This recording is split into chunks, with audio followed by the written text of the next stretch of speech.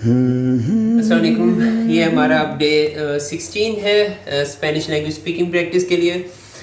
Learning कुछ ना कुछ चल रही है। आज हमारे वर्ब रिलेटेड वर्ड्स हैं, यानी कुछ करने के रिलेटेड।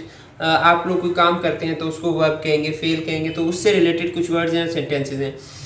उससे पहले एक आयत है सूरह अल इखलास का नंबर 112, इसकी आयत नंबर 1 है कि कुल हु अल्लाहु अहद, कहो वो अल्लाह है, वो अकेला है। इसको अगर हम स्पेनिश में ट्रांसलेट करेंगे तो इस तरह से बन जाएगा दी एल एस अल्लाह एल उनीको।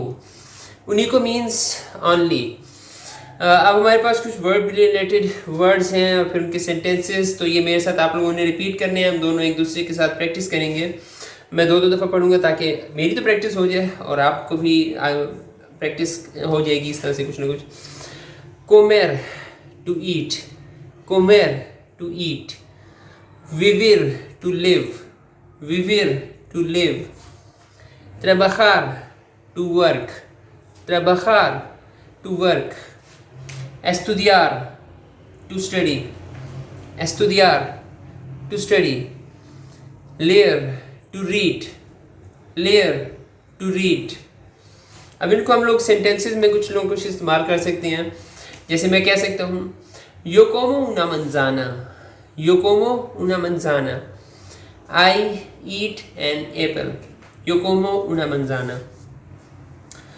एक और सेंटेंस जैसे हम बना सकते हैं Ilia vive en español.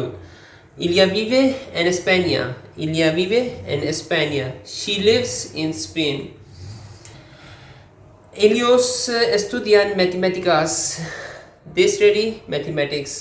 Ellos estudian matemáticas, they study mathematics.